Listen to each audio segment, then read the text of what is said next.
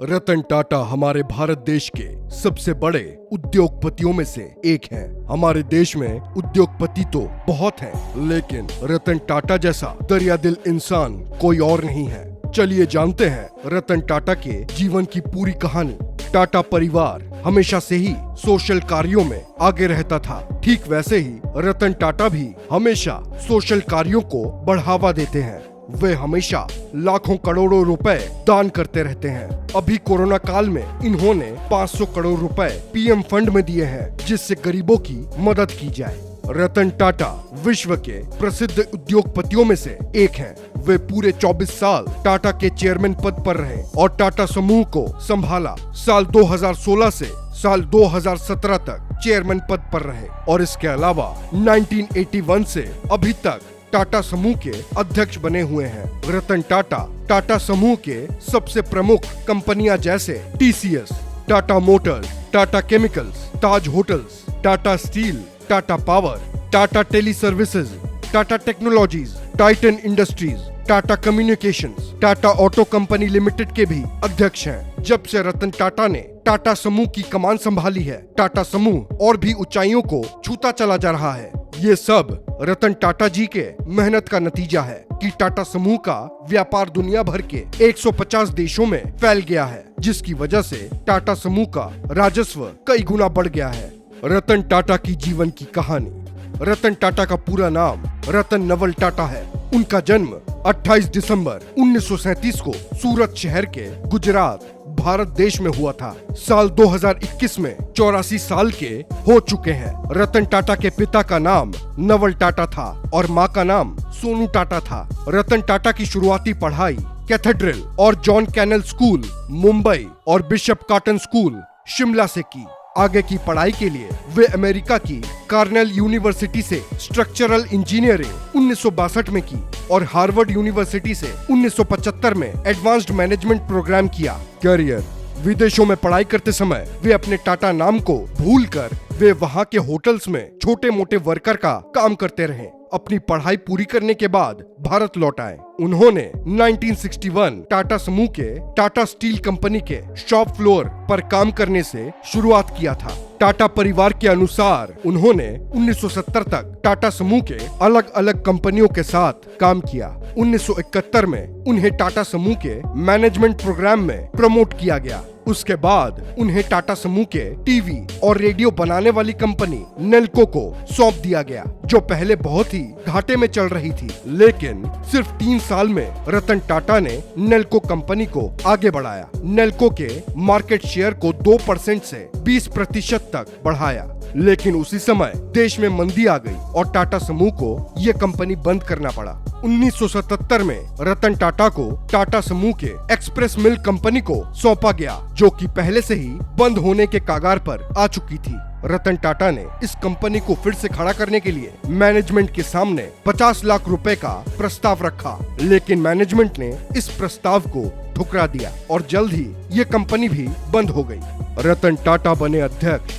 सन 1981 टाटा समूह ने रतन टाटा की काबिलियत को देखते हुए जेआरडी टाटा ने इन्हें अध्यक्ष बनाया। फिर रतन टाटा ने अध्यक्ष बनने के 10 साल बाद सन 1991 में जेआरडी टाटा ने उन्हें टाटा समूह का नया चेयरमैन बनाया और फिर उसके बाद टाटा समूह और भी तेजी से बढ़ने लगा। टाटा समूह पहले कमर्शियल और पैसेंजर व्हीकल बनाती थी। रतन टाटा ने आप भारतीयों के कार का सपना पूरा करने के लिए पूरी तरह से भारत में बनी कार लॉन्च की, जिसका नाम इंडिका रखा गया। रतन टाटा का ये ड्रीम प्रोजेक्ट था, जिसे पूरा करने के लिए उन्होंने बहुत मेहनत किया था। लेकिन इंडिका कार ऑटो एनालिसिस ने बहुत आलोचना की, जिसका असर कार की बिक्री पर पड़ा और 1 साल के अंदर ही इंडिका कार मार्केट में फ्लॉप हो गई। इसकी वजह से रतन टाटा को भी काफी आलोचना झेलना पड़ा। टाटा इंडिका कार फ्लॉप होने के बाद रतन टाटा के गरीबी और कार कंपनी के साझेदारों ने कार कंपनी को बेचने का सुझाव दिया। उसके बाद रतन टाटा ने कार कंपनी को बेचने की सोची।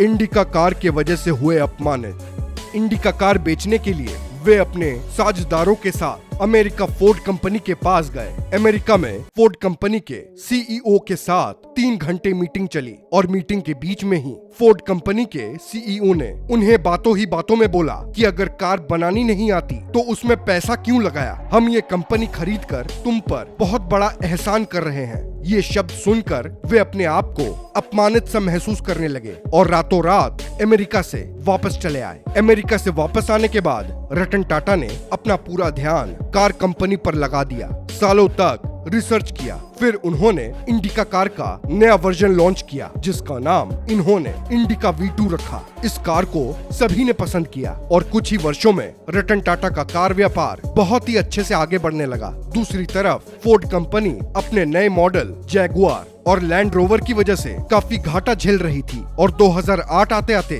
फोर्ड कंपनी दिवालिया होने के कगार पर पहुंच गई। ये देखते हुए रतन टाटा ने फोर्ड कंपनी के सामने उनके नए मॉडल जैगुआर और लैंड रोवर को खरीदने का प्रस्ताव दिया। इस प्रस्ताव से फोर्ड कंपनी के सीईओ अमेरिका से अपने साझेदारों के साथ भारत देश आए और उनकी मीटिंग टाटा समूह के मुख्यालय बॉम्बे हाउस मुंबई में हुई। 9,300 करोड़ में टाटा समूह ने जैगुआर और लैंड रोवर को फोर्ड कंपनी से खरीदा। इस बार फोर्ड कंपनी के सीईओ ने रतन टाटा से बोला कि आप ये कंपनी हमसे खरीदकर हम पर बहुत बड़ा एहसान कर रहे हैं और कुछ इस तरह रतन टाटा ने अपने अपमान का बदला लिया। फोर्ड कंपनी के अलावा और कई विदेशी कंपनियों को खरीदा। सन 2008 में रतन टाटा ने दुनिया की सबसे बड़ी टी बैग्स कंपनी टेटली को खरीदा। ये किसी विदेशी कंपनी को खरीदना हम भारतीयों के लिए सबसे बड़ी डील थी। सन 2004 में साउथ कोरिया की देवू कमर्शियल व्हीकल कंपनी को खरीदा और इसका नाम बदलकर टाटा देवू कमर्शियल व्हीकल रख दिया। साल 2007 में रतन टाटा ने लंदन के कोरस ग्रुप नाम की कंपनी को खरीदा जो कि एक स्टील कंपनी थी जिसका नाम बदलकर टाटा स्टील रख दिया। साल 2008 में 2 पहिया परिवार वालों का सपना पूरा करने के लिए रतन टाटा ने 1 लाख रुपए में टाटा नैनो कार को लॉन्च किया, जो शुरुआत में टाटा नैनो को लोगों ने बहुत पसंद किया, लेकिन बाद में एक चीप कार के रूप में इसकी इमेज बन गई और टाटा नैनो फ्लॉप हो गई। रतन टाटा का निवेश। रतन टाटा ने आने वाले समय में इंटरनेट के पावर को महसूस कर लिया था और उन्होंने बहुत सारे ऑनलाइन बिजनेसेस में अपना पैसा निवेश किया, जैसे ओला कैब, पेटीएम, लेंसकार्ट.com, ब्लूस्टोन.com, First Cry, Snapdeal, Zivame, CarDekho, Urban Ladder, CashKaro, Xiaomi etcetera. 28 दिसंबर 2012 को रतन टाटा ने टाटा समूह के चेयरमैन पद से इस्तीफा दिया और साइरस मिस्त्री को चेयरमैन पद के लिए चुना गया और फिर 24 अक्टूबर 2016 को उन्हें चेयरमैन पद से हटा दिया गया। उन पे ये इल्जाम था कि वे टाटा समूह के फैसले खुद ही ले लेते हैं, टाटा समूह के डायरेक्टर्स को शामिल नहीं करते हैं, बल्कि उनसे पहले जो चेयरमैन थे वे सभी टाटा समूह के फैसलों में टाटा के डायरेक्टर्स को शामिल जरूर करते थे, लेकिन साइरस मिस्त्री ऐसा नहीं करते थे। उन्हें चेयरमैन पद से हटाने के बाद फिर एक बार रतन टाटा टाटा समूह के दोबारा चेयरमैन साल 2016 से 2017 तक बने रहे। दिसंबर 2017 में नटराजन चंद्रशेखरन को टाटा समूह का चेयरमैन नियुक्त किया गया, जो वर्तमान समय में भी टाटा समूह के चेयरमैन पद पर बने हुए हैं। सम्मान और पुरस्कार। रतन टाटा को 2000 में पद्म भूषण और 2008 में पद्म विभूषण भारत सरकार द्वारा प्रदान किया गया तीसरा और दूसरा सर्वोच्च नागरिक सम्मान मिला। रतन टाटा हमेशा से भारत को खुशहाल बनाने में हमेशा ही आगे रहते हैं। रतन टाटा ट्रस्ट के माध्यम से वे जरूरतमंदों की सहायता करते हैं। इसके अलावा टाटा एजुकेशन ट्रस्ट, जिसमें स्कॉलरशिप के माध्यम से बच्चों को पढ़ाया जाता है, टाटा वेल्थ फेयर ट्रस्ट के माध्यम से जरूरतमंद लोगों का इलाज भी किया जाता है। इसी तरह टाटा सन्स और रतन टाटा हमेशा भारत को एक विकसित और खुशहाल देश बनाने में आगे रहते हैं।